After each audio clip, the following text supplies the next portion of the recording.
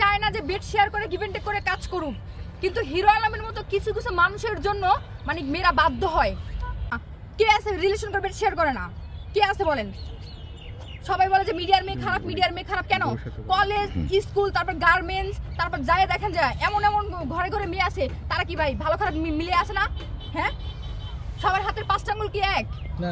কিছুদিন যাবত আমরা ফলো করতেছি হচ্ছে এই পোস্ট, মানে কেউ যদি কাউকে বাজে অফার করে তারাই পোস্ট করতেছে। এগুলো কি আপনাদের একটা চক্র যে না গিভ এন্ড টেক আর কেউ কাজ করবে না, এই জন্যই কি আপনারা এই কাজটা করতেছেন, নাকি শুধু আপনি এটার বিরুদ্ধে রুখে দাঁড়াইছেন? আচ্ছা আপু, আপনি শুধু এই যে হিরো আলম কি একাই দোষ দিচ্ছেন? আপনাকে তো আপনি নিজেই বললেন যে অনেক লোকই আপনাকে অফার দিচ্ছে। ওই যে আমি বললাম তাদের কথা কেন বলেন? অফার দেয় হিরো আলমের মতো যদি মানে কারা আছে না, যে যাদের চরিত্র খারাপ কিছু কিছু লোক আসে না মিডিয়াতে, কাজের ধান্দায় মানে গিভ এন্ড টেক নিয়ে পড়ে থাকে, ওইসব লোক অফার দেয়। আপনি এত অফার পাওয়ার পরেও হিরো আলমের সাথে কিভাবে কাজ করেছে? কারণ আমি তার সাথে তখন আমি মনে করেন তখন আমি নতুন ছিলেন না, তখন আমি হিট, জীবন মাহমুদের সাথে তখন আমি হিট। আপনি হিট অবস্থা থাকা অবস্থাও আপনি হিরো আলমের মতো লোকের সাথে কেন করলেন? কেন বলতে, তাকে নিয়ে এসে কাজ করাইছে, আমার প্রোডিউসার ডিরেক্টর কাজ করাইছে, আমি কাজ করছি। এখন যদি কোনো মানুষকে নিয়ে এসে কাজ করে আমি কাজ করব না? একজন মানুষ যদি যখন গিভ এন্ড টেক এর অফার দেয়, আপনি তখনকার আমলে হিট নায়িকা, হ্যাঁ, তারপরেও আপনি কেন তার সাথে যাবেন? আপনি তো চয়েস করেন। আমার বয়ফ্রেন্ড ছিল, আমার সাথে তার রিলেশন ছিল। হিরো আলমের সাথে রিলেশন ছিল? হিরো আলমের সাথে কেন? হিরো আলম বলছে যার সাথে আমি বেড শেয়ার করছি, গিভ এন্ড টেক করছি, তার সাথে আমার রিলেশন ছিল। আমার রিলেশন ছাড়া সে যদি দেখাইতে পারে যে কারো মানে আমি বেড শেয়ার করে গিভ এন্ড টেক করে কাজ করি, সে একটা প্রমাণ দেখ, প্রমাণ সহকারে, তারপর হচ্ছে আমার সামনে এসে কথা বলুক। সে তো আমাদের সবার সামনেই বললো, ফোনে লাউডে থেকে। ফোনে বলে লাভ নাই, ও যদি অপরাধ না করে থাকে আমার সামনে এসে কথা বলুক, প্রমাণ নিয়ে আমার সামনে আসতে বলেন, আমি আসবো। আমি কি ভয় পাই নাকি? অন্যায় সে করছে, আমি করি নাই, প্রমাণ নিয়ে আমার সামনে আসতে বলেন। আচ্ছা, এই যে আপনারা এগুলো সোশ্যাল মিডিয়াতে এই যে গিভ এন্ড টেক এগুলো অলরেডি বলছেন না, এগুলো কি আপনারা নোংরা করছেন না সোশ্যাল মিডিয়াতে? আমরা কেন ভাই? এই যে কিছু কিছু পুরুষের জন্য আপনাকে অফার দিচ্ছে, আপনি তো আইনগত সাইবারের ব্যবস্থা নিতে। আমি কেন নিব? আমার মতো অনেক মেয়ে আছে যারা মান সম্মানের ভয়ে মানে মুখ খোলে না।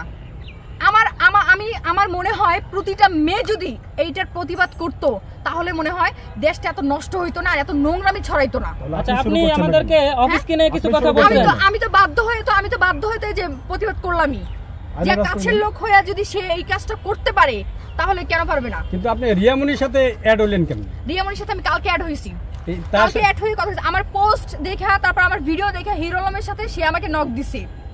যেহেতু রিয়ামনি তো হিরো আলমের বউ ছিল এবং মাত্র 2 দিন হলো তার সাথে ডিভোর্স হয়েছে, তার সাথে গিয়ে আপনি মিশে গেলেন।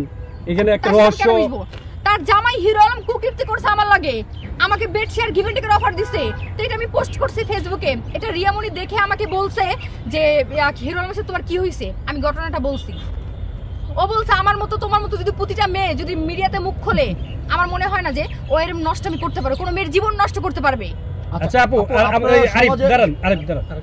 আরেকটা প্রশ্ন আছে, যে প্রশ্নটা হলো রিয়ামনির সাথে এখন তার সতীন আছে, 5 নম্বর বউ যেটাকে বলছে, সে বলতেছে এটার সাথে পরকীয়ার কারণে তাদের সংসার ভাঙছে। এখন তো তার সাথে একসাথে গোসল করে, করবেই তো ভাই, করবে না? সতীনে কি করছে? মেয়ে কি করছে আমাকে বলেন?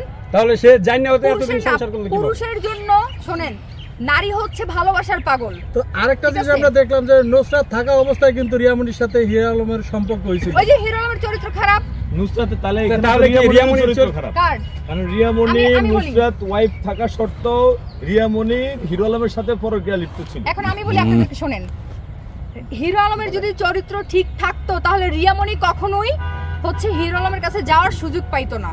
কারণ ঘরে বউ রেখা হিরো আলম রিয়ামনির সাথে পরকীয়া করছে। আমার মনে হয় না যে রিয়ামনি জানে যে নুসরাতের সাথে সম্পর্ক আছে।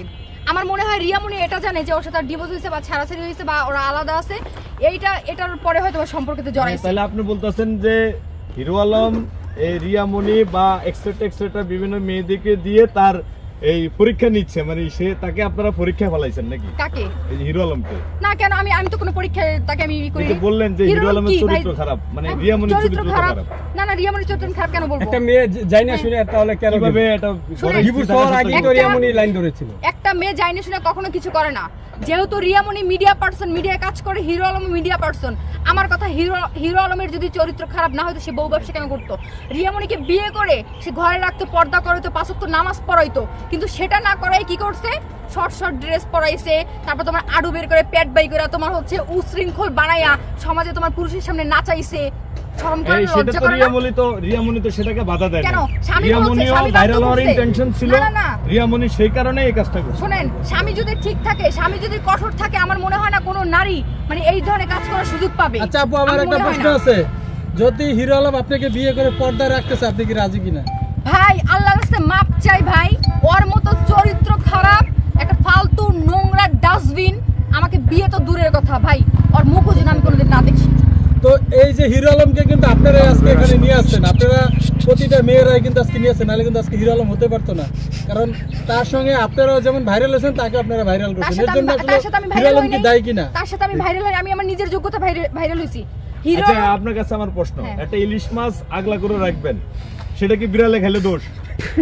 ভাই এখন আপনাদের এক একজনের এক এক রকমের প্রশ্ন, না না, এত এই যে আপনি এতজনের যে বললেন যে প্রশ্নের হিরো উত্তর দেওয়া আলম আমার একান্ত এতটুকু অপরাধী, মাথায় তাহলে সম্ভব না ভাই। এটা কি দোষ, এটা কি অপরাধ? না, অপরাধ না। এখন আমি বলি শোনেন, ঘটনা হইছে, মানে আপনার সাথে যেটা হয়েছে আপনি সেটা নিয়ে কথা বলুন। হ্যাঁ এখন আমার মূলত কথা হইলো, সে আমাকে একটা মানুষের সাথে একটা মানে বোঝাপড়া থাকে যে সে আমার পুরনো নায়িকা, কাজের ক্ষেত্রে কাজের সুবাসে আমি সরাসরি বসবো, কথা বলবো, মানে মনের একটা ব্যাপার থাকে রাইট, যে আমার মনের সাথে যদি মন মিলে ভাই, তাহলে আমাকে তাকে বলে করাইতে হবে না, রাইট। তাই না? আর সে আমাকে সরাসরি বলে তুমি যদি আমার সাথে গিভেন টেকে না যাও তাহলে কাজ করা হবে না, কাজ বাদ। বাবা তুমি কি এমন একজন মানুষ মানে হয়ে আপনি গেছো? তাহলে বলতে চাচ্ছেন